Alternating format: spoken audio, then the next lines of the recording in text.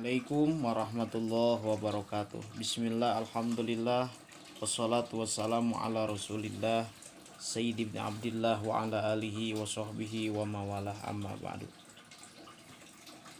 Allahumma sholli ala Sayyidina Muhammadin al-fatihi lima ughliqa wal khatimi lima sabaq nasiril haqqi bil haqqi wal hadi ila siratikal mustaqim wa ala alihi wa ashabihi haqqa qadrihi wa miqdaril azim. Alhamdulillah wa syukru ala ni'amillah. Pada kesempatan ini saya sebagai pemateri untuk menjelaskan tentang sejarah madrasah.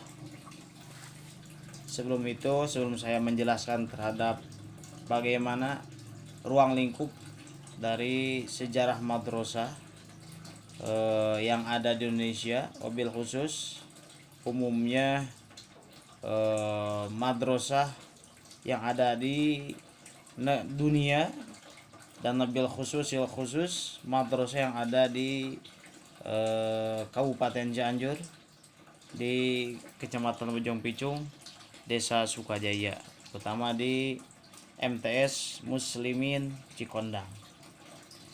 Mari kita sama-sama memuji syukurat Allah Subhanahu wa taala terlebih dahulu. Mudah-mudahan kita meskipun dalam keadaan situasi kondisi pandemi, kita mudah-mudahan Allah menurunkan kesehatan kepada kita semua, memberikan kesehatan sehat walafiat. Mudah-mudahan kita dihindari dari segala hal mara bahaya yang membahayakan kita dengan menyebut asma Allah. Bismillahilladzi la yadurru ma'asmi syai'un fil ardi wala fis sama' wa huwas samiul alim. Mengenai sejarah madrasah. Madrasah itu diambil, kalau dari akar bahasanya, madrasah itu diambil dari darosa yadrusu darsan, ya, mengikuti wazan fa'ala yaqulu fa'lan, ya. Kalau yang biasa di pesantren bisa dimasukkan kepada fi'il sulasi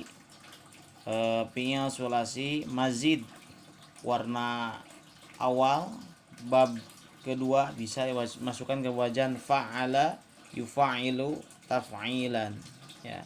Alias darrosa yudarrisu tadrisan, ya. Untuk berarti kalau diambil dari kata darosa yadrusu darsan, maka itu artinya berarti suatu pendidikan, ya, sekolah, ya, sekolah. Jadi itu diambil dari bahasa Arab, ya. Madrasah itu adalah sekolah. Kalau sekarang sekolah aja lah, ya. Mengenai adanya madrasah, kalau berbicara madrasah kaitannya sangat erat dengan pendidikan Islam. Kalau pendidikan Islam, kalau kita mau melihat ke belakang, ada pendidikan, induknya pendidikan yaitu yang ada di Timur Tengah, yaitu dengan pendidikan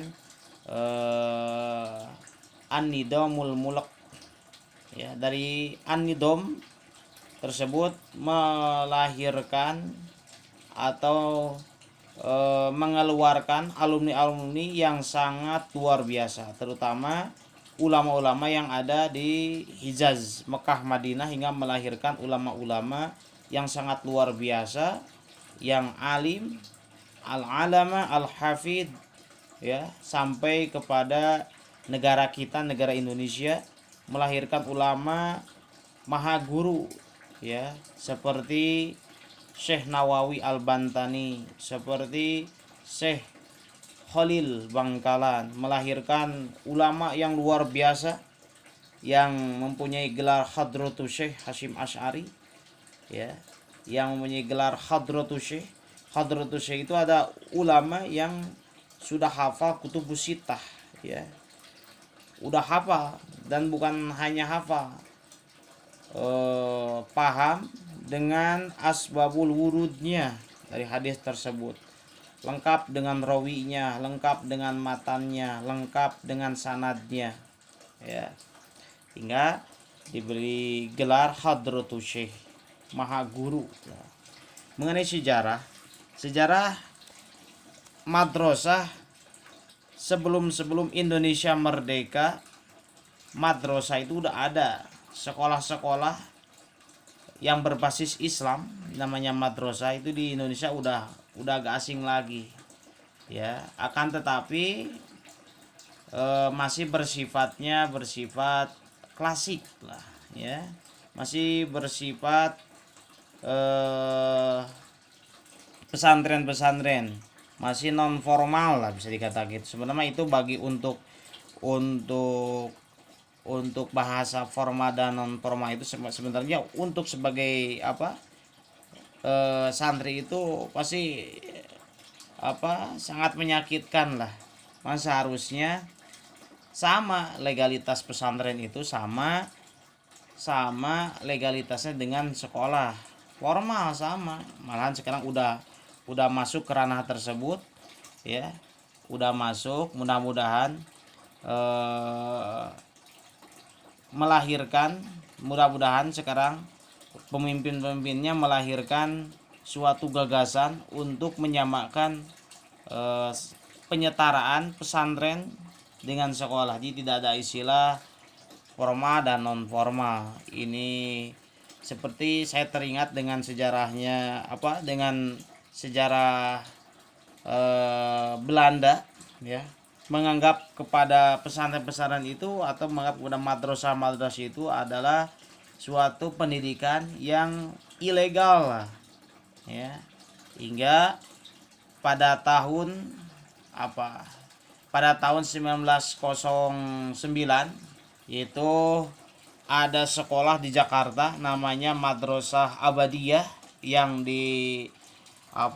didirikan oleh Syekh Abdullah Ahmad, ya, hingga membuat terusiknya Belanda penjajah, ya, hingga terusik hingga menganggap kepada madrasah itu adalah sekolah yang liar, ya.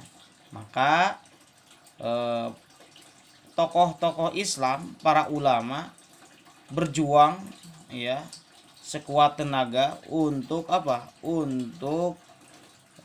perkembangan madrasah tersebut, ya, terutama organisasi Nahdlatul Ulama yang didirikan pada tahun 1926 tersebut, ya. Jadi kalau berbicara madrasah itu suatu pendidikan, suatu sekolah, ya, pendidikan yang sangat berhasil dan bisa dipertanggungjawabkan dan sudah bisa dibuktikan. Itu sekolah, ya, sekolah berbasis madrasah. Jadi kalau dulu pada saat Belanda menganggap madrasah itu sekolah yang liar, maka sekarang kita berusaha sekolah madrasah itu malah pesantren-pesantren lah, ya. Pesantren itu suatu pendidikan yang punya legalitas tidak jauh beda dengan legalitas sekolah-sekolah sekarang, ya. Hingga untuk penyetaran tersebut lahirlah, kalau dari dasar ada namanya Raudatul Atfal, ya, itu suatu berbasis madrasah setara dengan FAUD lah, ya.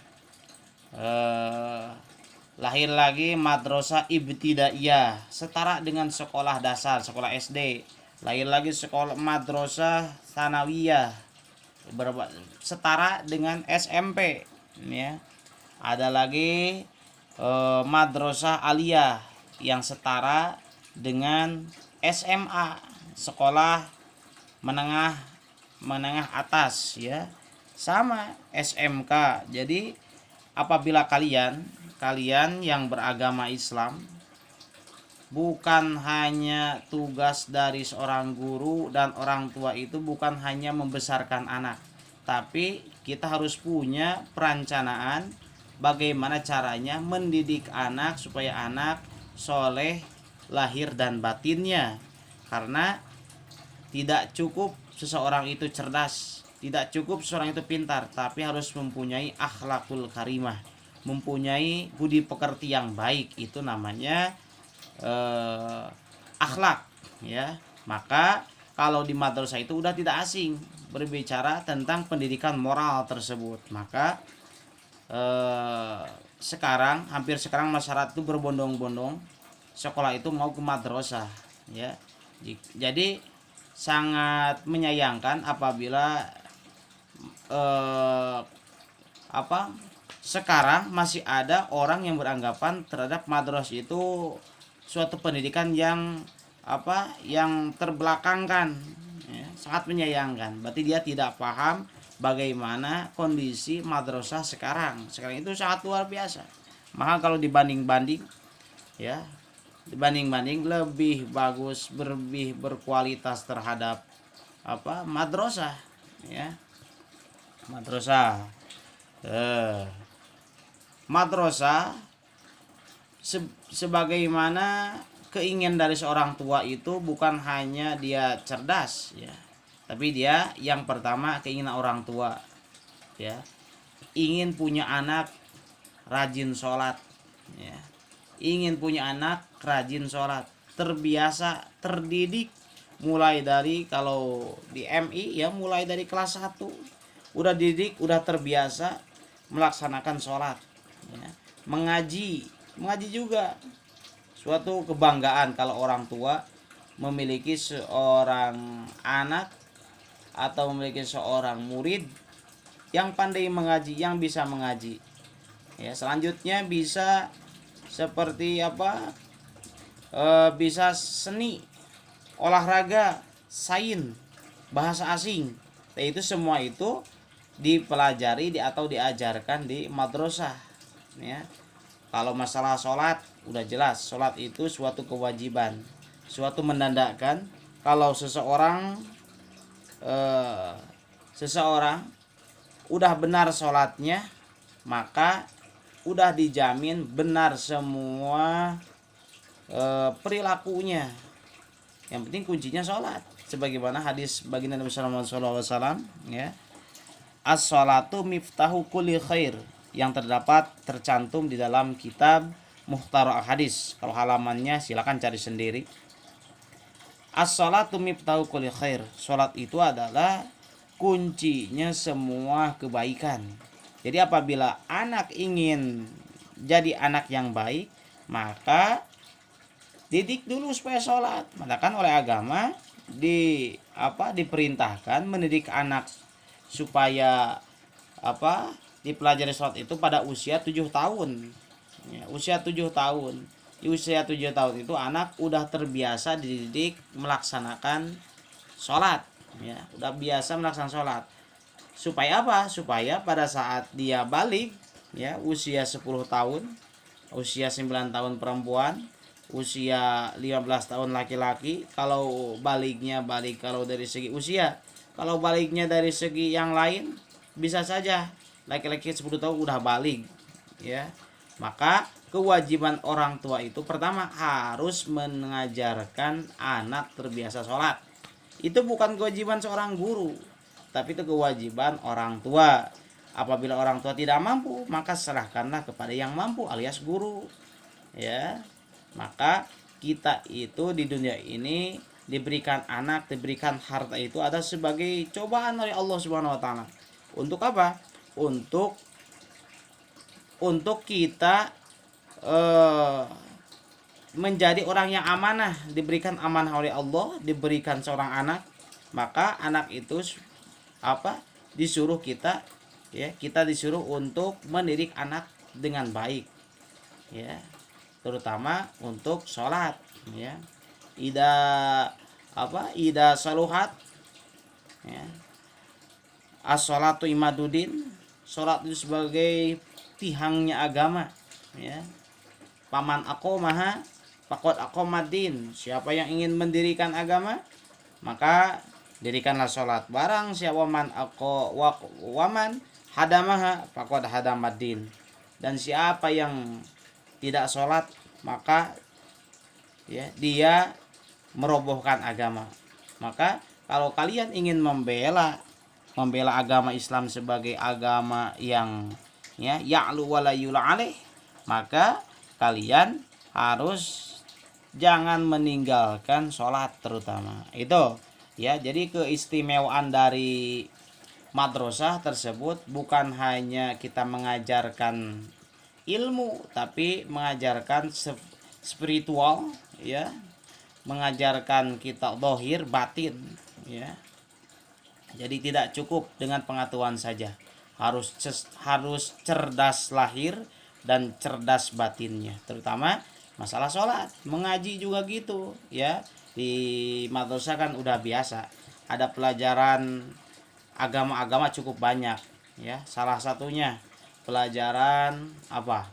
Pelajaran BTQ, baca tulis Quran, ada pelajaran akidah akhlak, ada pelajaran Al-Quran hadis, ada pelajaran sejarah kebudayaan Islam, dan yang lainnya. Itu cukup banyak yang dipelajari di madrasah, ya. Apalagi kalau kalian mempunyai yang tadi sudah jelaskan dalam sejarah, ya. Apabila kalian, menurut guru saya, harus 2 kola, ya. 2 kola itu apa? Pertama sekolah, yang kedua pesantren. Jadi harus seimbang antara pendidikan agama dan pendidikan umumnya, ya. Sekarang itu harus ditopang dengan 2 hal. Apabila kalian hanya cerdas lahiriah saja, maka kalian apabila kalian mendapatkan musibah, apabila kalian mendapatkan cobaan, apabila kalian cobaan itu artinya baik yang enak-enak atau yang gak enak-enak, itu namanya cobaan, ya. Jangan diartikan cobaan itu yang enak-enak yang gak enak saja, ya. Yang enak pun juga termasuk cobaan, ya. Orang yang diberikan harta banyak, orang yang diberikan tahta, orang yang diberikan kemiskinan, orang yang diberikan serba kekurangan, ya, itu sebagai cobaan. Maka itu ada ilmunya. Kalau seseorang udah soleh dohir batinnya, dia menjalani kehidupan itu akan selamat, akan bahagia di dunia dan bahagia di akhirat. Itu pada intinya gitu, ya. Intinya gitu, kita hidup itu tidak akan lama kalau kita tidak belajar, tidak akan lama, ya. Artinya kalau kita belajar, maka kita akan merasakan hidup itu senang, ya. Hidup itu senang dan kita bisa mempertanggungjawabkan kehidupan ini, ya. Kita sholat dengan ilmunya, itu Allah akan menerima. Dan apabila kita sholat tidak dengan ilmunya, udah pasti, ya, mardudatun latuk balu, Allah tidak akan menerima. Makanya segala sesuatu harus dengan ilmunya. Terutama kita sebagai orang yang beragama Islam, maka kita berislamlah dengan kafah, dengan total, ya, dengan memahami bahwa Islam itu adalah agama yang yu'la, ya, ya'lu wala yula alaih. Islam itu tinggi dan tidak ada yang bisa mengalahkan ketinggian Islam, ya. Kenapa tuh sekarang banyak orang yang beragama Islam, ya, tapi kelakuannya kayak bukan Islam. Dia sholat tapi dia maksiat, dia sholat tapi dia mencuri, dia suka sholat tapi dia korupsi, dia suka sholat tapi masih menggunjing orang lain, masih menjelekan orang lain. Berarti yang salah itu bukan yang salah itu bukan ayat Al-Quran yang menjanjikan inna sholata tanha 'anil fahsya wal munkar, ya. Bukan. Berarti apa yang salah? Sholatnya yang salah. Berarti harus digali lagi, sholatnya harus sesuai dengan ilmunya. Karena apabila tidak diberi ilmu, ya gitu, ya. Saya wallahi, saya percaya 100% saya percaya terhadap hadis baginda besar Muhammad SAW, ya, bahwa sholat itu bisa mencegah, ya, as-sholatu miftahu kulli khair. Sholat itu adalah kunci semua kebaikan. Dan berdasarkan ayat Al-Quran, sholat itu bisa mencegah perbuatan fahsya dan bisa mencegah perbuatan munkar. Itu sholat, ya. Maka harus cerdas spiritual, ya, harus cerdas lahir dan harus cerdas batinnya.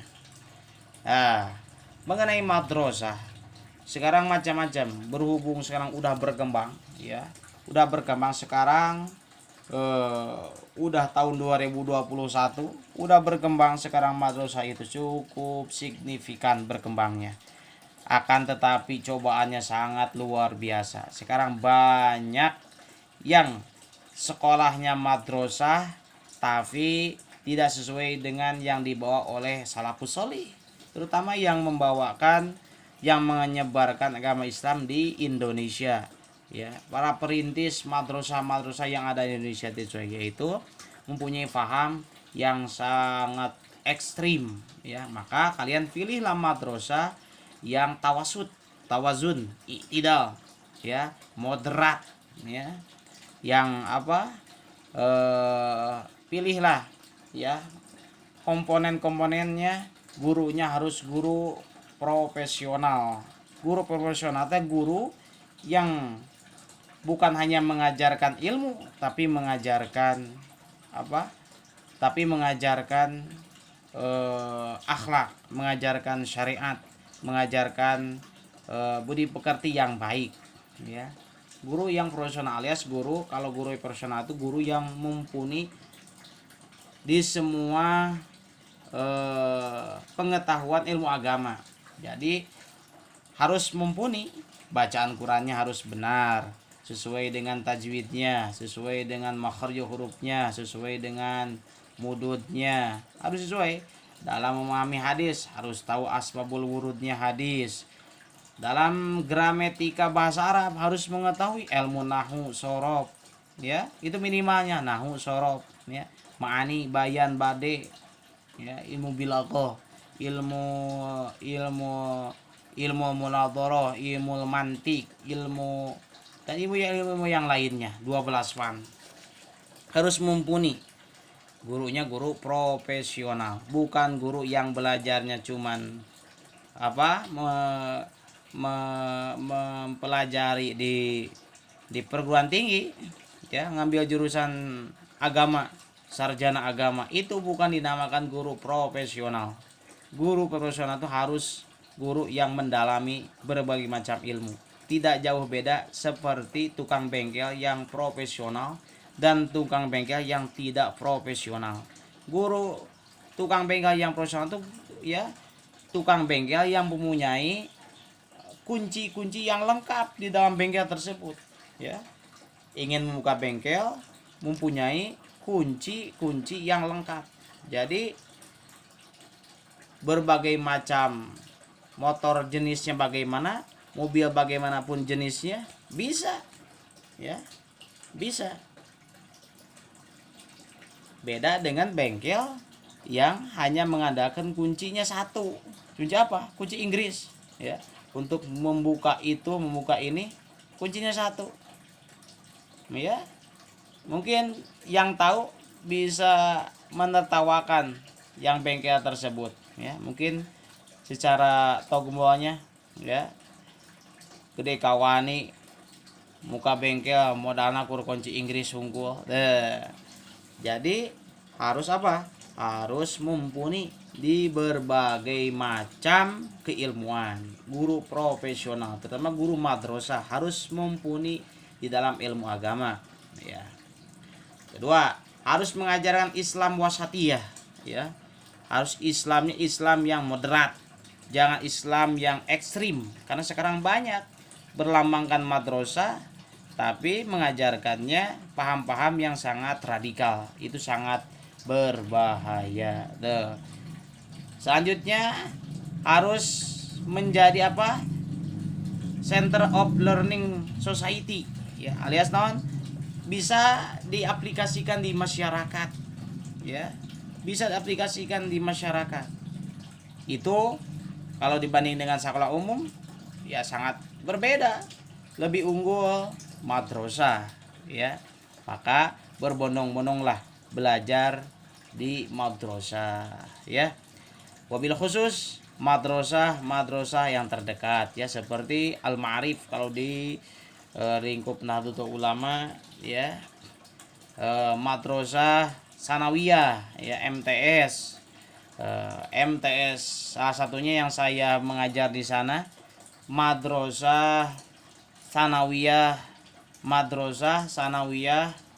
Muslimin Cikondang yang terletak di Desa Cikondang, Kecamatan Bojong Picung, Kampung Pasir Santri ya, Desa Cikondang, Kecamatan Bojong Picung, Kabupaten Cianjur. Maka di sana saya mengajar BTQ, baca tulis Quran ya. Anak-anak diajarkan bagaimana cara membaca Quran dengan benar sesuai dengan tajwidnya, sesuai dengan makhraj hurufnya, sifatul hurufnya ya. Karena Quran itu sebagai pedoman kita, maka kita harus berusaha mempelajari Al-Quran dengan benar. Apabila kalian jauh dengan Al-Quran, sangat menyayangkan. Apakah yang lainnya bisa menyelamatkan? Cuman yang bisa menyelamatkan hanya Al-Quran. Sebagaimana hadis baginda Muhammad SAW ya, baginda Nabi besar Muhammad SAW bersabda, apa sabdanya? Ya'ti yaumal qiyamah syafi'an li ashabi. Al-Quran itu bakal datang ya, bakalan datang pada hari kiamat itu sebagai apa? Syafi'an, sebagai penolong li ashabi, kepada orang yang gemar membaca Al-Quran. Apalagi kalau hafal Al-Quran, sangat luar biasa. Karena bagi Nabi Muhammad SAW itu sebagai apa? Sebagai Al-Quran berjalan. Maka kita harus bisa sebisa mungkin belajar Al-Quran dengan benar ya. Segitu yang dapat saya sampaikan. Maaf sebelumnya. Untuk madrasah yang ada di Cikondang, Madrasah Muslimin ya, Madrasah Muslimin Cikondang mengajarkan berbagai macam keilmuan agama ya. Malahan ada praktek sholatnya, ada mengaji Al-Quran, malahan ada ekstrakurikuler kitab kuning, ada ekstrakurikuler tahfidz ya. Jadi sangat luar biasa ya.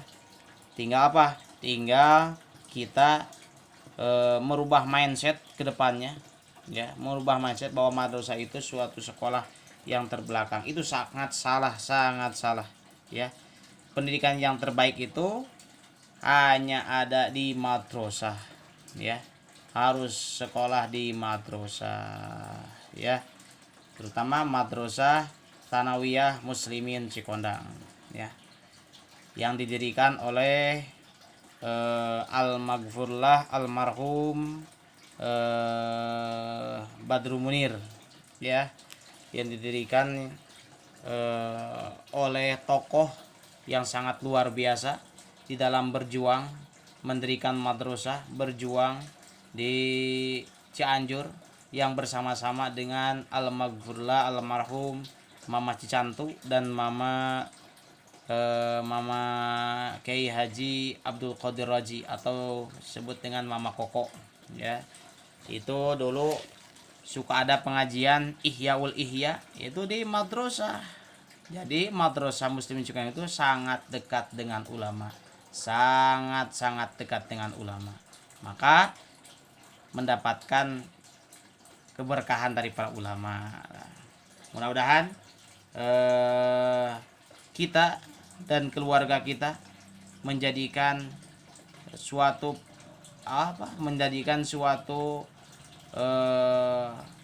orang-orang yang bermanfaat ya, bermanfaat untuk untuk diri kita, bermanfaat untuk orang lain, bermanfaat untuk nusa, bangsa dan agama ya.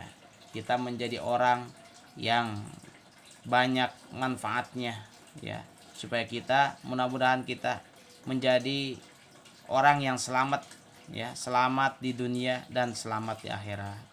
Segitu yang dapat saya sampaikan. Akhirul kalam, wallahul muwaffiq ila aqwamit thoriq. Assalamualaikum warahmatullahi wabarakatuh.